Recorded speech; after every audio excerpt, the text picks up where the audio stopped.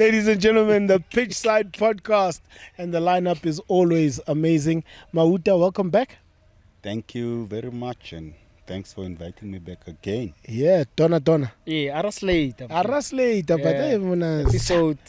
with Mahuta times 2. That's all. Times 3. Mauta, so ile Ndumbeng. Barra wina or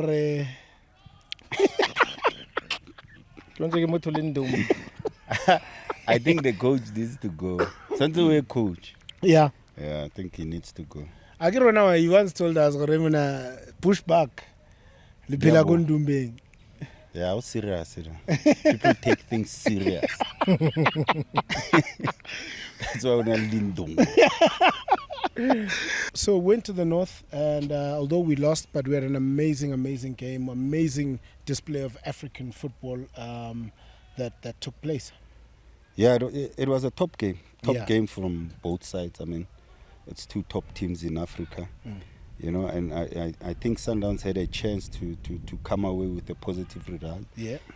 Well, they scored away so that it counts for double or Yes. something. But I think they could have came out maybe with a draw, which would have been favorable. Yeah. You know, and like I said, I thought Sundowns has this mental block of Wydad. I mean, Yeah.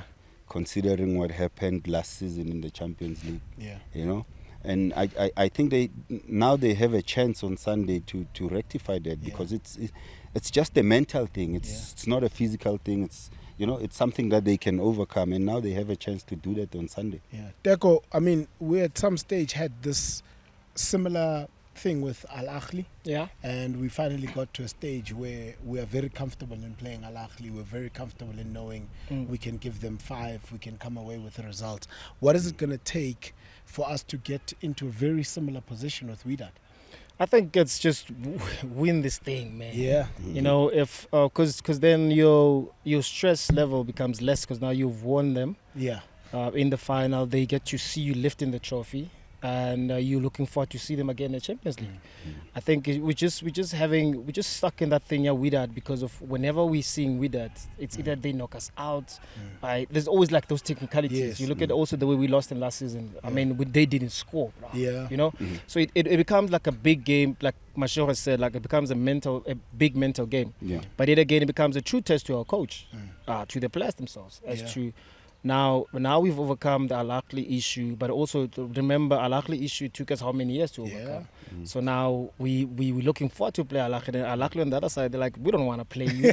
So, but how then do we turn around to do that to Wydad? Wydad is a good team. Yeah. Equally, and unfortunately, with the space that Mamelodi Sundowns is in, these are the teams that you're going to play every season. Yeah. They need to find ways, and also I feel like, you know, with additions of other players as well coming back into the team, it gives us more power, more strength. Yeah. And you look at also the way we lost against them here at the last season. I think we overpowered them. I think we stuffed them the ball. We played the Sundowns way. Just that unfortunately at the end. But I strongly believe that with the fans behind us, with all the numbers here, with the weather. Can the weather god, with the weather gods of Bushbuck Ridge, let it be 40 degrees, please, man. 40 degrees. I'll bring my mutika. There's a guy that I know. That guy, how when it's about to rain, like how Maru covers on the side. This guy used to do something like this. Maruala ilo round and it doesn't rain. So, I'll bring him. I think we need something like that. We need a 40 degrees Celsius day. Yeah. On a Sunday at in 3 Pretoria, o'clock. And they should have kicked the game off. But also, at 12. right, Maud, you know, Naves, we I know this is off topic, but I'll bring it back. Yeah. So whenever we play against teams that we need to win first mentally, we used to do silly things before the game. We'll mix Baroka, Litlare, like a tree, mix them and just pour there so that people can see and mentally start affecting them, because now they want to fight this to I strongly believe that we because of the culture of the club, we're so nice and respectful. And I think that these are type of games at times we need to show just a little bit of arrogancy. And I strongly believe we do have the players on the pitch that can show that. Even off the pitch, we have Mkwena that I've seen showing arrogance. We've got Bongs, Zungu have shown arrogance. We've got Mshishi. I think we can win this game. And just make them uncomfortable. And I think from the Basa rival, but not being violent. But it's just that let's play the game. This is an African when they come through, they must see the sea of yellow. I'm telling you. And struggle to get through the traffic because the sea of yellow has blocked. So that already I'm Katlego Stadium already. The mindset is changing. Yes, that's what we need. And then after Katlego gaming, then you play a Sundowns way, and then you've got an upper hand. I've seen the videos, we've seen the games on how they take place when they play at home, and it's the most intimidating thing you'll ever see. Exactly. But this thing is also done in the Champions League in Europe. Yes. The supporters go to the hotel of Real Madrid at 3 a.m. and they light firecrackers there, and it wakes the players up. It's a mental challenge. So this is not a game that possibly is going to be won inside the pitch or in the 90 minutes. Well, we all know it's not going to be a 90-minute game. The North Africans, the game is only going to play for 50 minutes. The 40 will be rolling, whatnot. The keeper is tying his shoelace, So in that 50 minutes, we need to be on top. Now, you spoke about something where you said, how long did it take us to get over the Al Ahly thing? We've moved into a space now where people want results and they want them now. I don't think we still have that amount of time to say, for example, we got over the Al Ahly thing, let's call it 3 years. I don't think we have 3 years to get over the way that thing. No, we don't have. No. That's the unfortunate part. We don't have, and that's why I said now becomes a true test to the players themselves, to the coach himself, because then we can't wait for next season to meet Wydad in the same space, because every season things change. So we can't hope for next season. We need to solve our problem now. Yes, we do have a problem against Wydad, but also we are a problem to Wydad. And I think with all the strengths that we have, the only thing that we don't need to do come Sunday, it's not concede. We have an upper hand. Wydad needs to understand they can't sit back the whole game. No. Of course they're going to come with tricks. I'm sure the goalkeeper will come in strapped into the game so that whenever the time is and then it'll do. But we understand, because we've been in the space before in the Champions League, we understand the importance of the first 20 minutes. If we score in the first 20 minutes, the game is open. How important is it for Sundowns to win the AFL? The inaugural AFL? I said it the last time, and you said, I said they badly need to win it. And you were sitting on my neck and you said not badly. So I don't know. But this is a big tournament. Financially, the players are thinking about it. If I was a player, I would be thinking about it. Of course. If I'm injured, I'm strapping my knee. And you're playing. And I'm playing. Sundowns needs to win this. And once they win this, it sets them up for a lot of things. Financially for the club, now they can go and acquire even better players.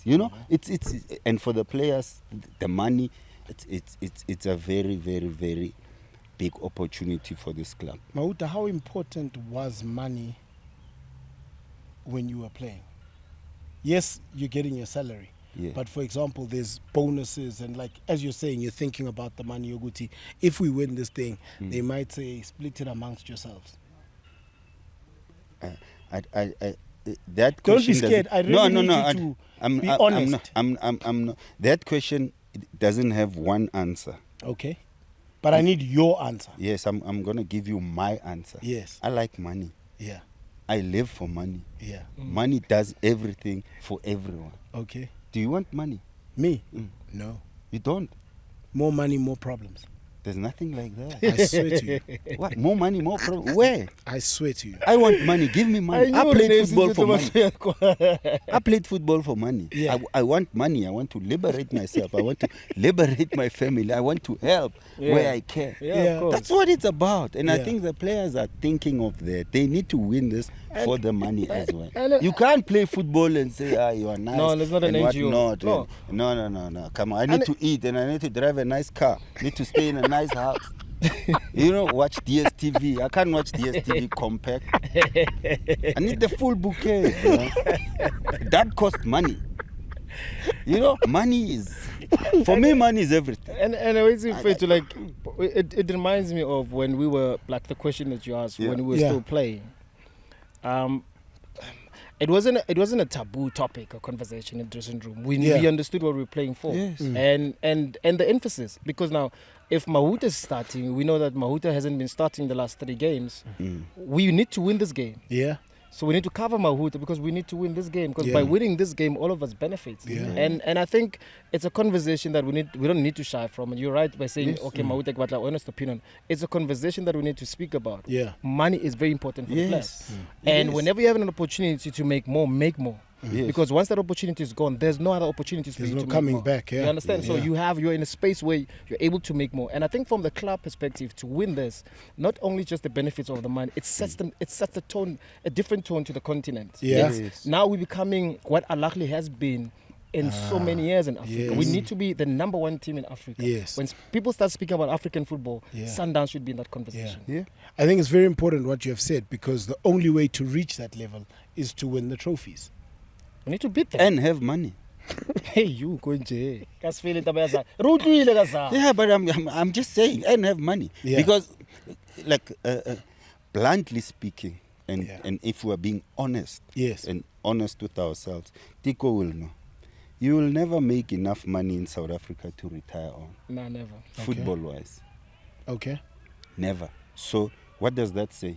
Make as much money as you can while you can still play, while you're still in demand, and while you still know what you want. You understand? Yeah. So it's very important for players to play for money. It is, especially in South Africa. Yeah. In Europe, something else. When Rooney earns £300,000 a week, a Bentley in England is 160,000. So you can buy that car cash in a week. Yeah. But in South Africa, make money. I get it. Go play for money. Win this thing on Sunday and get money. No, we hear the money thing. No, 100%. I understand, 100%. Yeah. We've been playing with out striker. I like that topic. Yeah? I like it. Yeah. Because the thing is, what is a striker nowadays? What is a striker at Sundowns system and schemes, like Coach Blano would say it? Because as football fans and analysts, we believe that every team needs to have a striker. Why?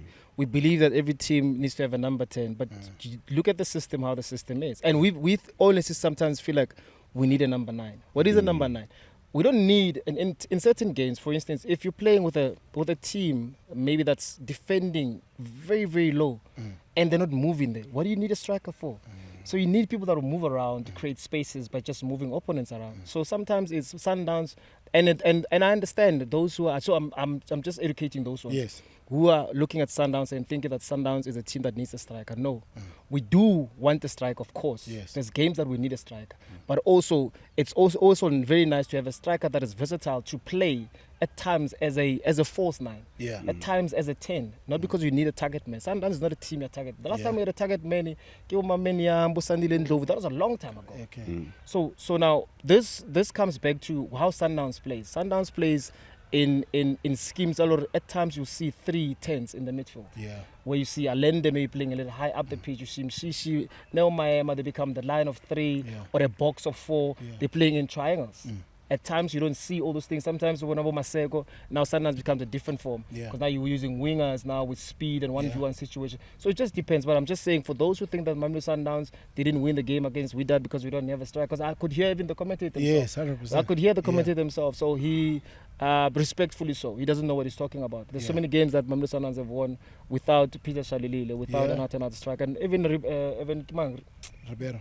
It's not even an out-and-out striker. Yeah. So there's so many games that we won, but it's just that on Sunday, it's nice. I think Peter's coming back, right? Hopefully. But if he's not, don't coach me there. But it would be nicer to have everybody fit, everybody available for selection, because you want to win this game, like Mahuta said, and play your heart out so that when you look back, I'm like, at least I've done everything that I could to be able to win the game. Was that commentator you? No, he was an English commentator somewhere. Okay. No, I'll never say that. No, man. Do you think that the laziest position in football could be the striker? In modern game? Yes. In patches, yes. In patches. If Mahuta, I don't have to answer that. yeah, let me answer that for you. I'm a striker. Yeah. When So I you're was saying I'm lazy? No, I'm asking. Oh, I was lazy. I'm asking. No, Well, look, when you look I'll at the tell kilometers, you. Yeah. if you look at He the was kilometers lazy. in a game, Yeah. I think You should the be strikers don't you cover should be as covering much. less. And the Yeah. goalkeeper? No, but you can't count that. He's a player. One of Okay? the 11. Infield players. He's in field. Where is he playing? He's playing outside. Yeah, but he's limited to his No, box. yeah, I understand, and I get what you're saying. But you get different strikers. You Yes. get different strikers. You get a striker like, a Mamen Young or Sandy Lendlovu, like he said. Yeah. You get a striker like a Bennett Parker or a Peter Shalulile. So they're different. And obviously the work rate as well is a bit different. Yeah. But with Peter, you get a bit of both. You get a bit of a target man and a bit of a player who can play, a player who can initiate the press, you know. So you get a lot from players like that, and they are very rare to come about. Yes, sir. So if he might be doing more kilometers than most of the players in the field, but he's a striker. Okay. So it depends on the profile of the striker. profile and the characteristics of that certain player. So the striker. Which one were you? Goal scorer. And the lazy one. Well, lazy, I don't know. If you say lazy, But then that's the thing that I was trying to qualify that. When we played together at Supersport, Yeah. ne, he was clever because he knew when to move. Yeah. So he knew the areas where to move to, right? Yeah. And the thing is, you look at when you initiate press is the only thing that a striker is supposed to do is close one side so that you don't have to be running up and down. So close one Doggies. side. Once they Yes. start moving the ball, your job is done. So now, if with that intelligence that he had at the young age, if he was playing right now, he would probably be clocking 6 kilometers per game, but 4 goals. Because then you have teams now that we're doing so many mistakes at the back, so you don't have to press. They'll give you the ball. Yeah. So that's what I'm saying. Depending on like if you look at Man City for example, Haaland is not clocking the same kilometers that he was clocking in Dortmund. Yes. Because Dortmund will sit low Yeah. and wait for that space for Haaland to run. So Yeah. now he comes here. Yeah. He's clocking less kilometers Yeah. because there's so much quality within around him, and also it's a team that is ball orientated. 100%. So even Peter Shalulile at Sundowns compared to him at Highlands Park is Yeah. clocking less kilometers Yeah. here because of we are ball orientated team. Yeah. So it helps when you have a ball orientated team because then you have to do less. Even defensively you're doing less because you counter press. It takes us 30 seconds to win the ball back and then relax on the ball. Yeah. Yeah. All right. Makes sense. I'm not saying you are lazy. No, Teko said you are lazy. It's okay.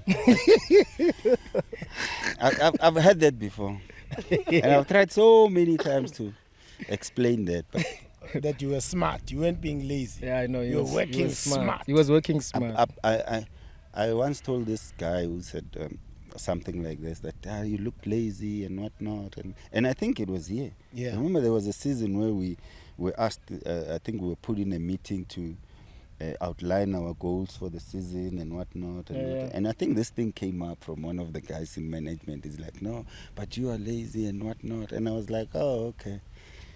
Let me look at my career, super sport, whatever. All these teams, I was the top goal scorer. Yeah. Yeah. Against the same strikers that you say work hard. Yeah. So what do you want? Like, what do you want? What do you want from me? Like, you want me to score and outrun everyone? No, like, you know. Yeah. But yeah, it's that. But Football is a game of it's- opinions, right? Exactly. Yeah. Masandawana, man, we need your support. Please come through to the stadium dressed in yellow or in your away kit like Mauta, looking smart, or even in your fanway like Teko there. And the entrance is free. We really need to see a sea of yellow at Loftus on Sunday. It is the final of the African Football League, and we're really looking forward to it. We're going to celebrate the victory at home. I'm already putting it out to the world.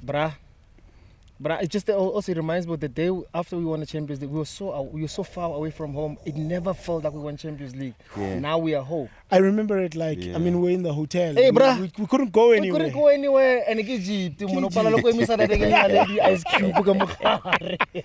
Yeah, no, it was something else. And Yeah, I no, it wasn't remember nice. we got back to the hotel And it was just like, okay, we've won this thing. Yeah. Now I mean, that's it. It's like we won any other game. Yes. Yeah. We have to wake up in the morning, meeting, we're flying out. Nothing. And the guy in the Ndumba now, you know, these guys, they have a WhatsApp now. I'm going to video call him. I'm going to video call him on Sunday in the morning. The word. The word already like you know? Then he'll give me some. Right, we're looking forward to it. But we hope it's a good game. No, it's definitely going to be a good game. Masandawana will see you guys at Loftus on Sunday. Don't forget to like and subscribe and leave your comments. This is the Pitchside Podcast. We out.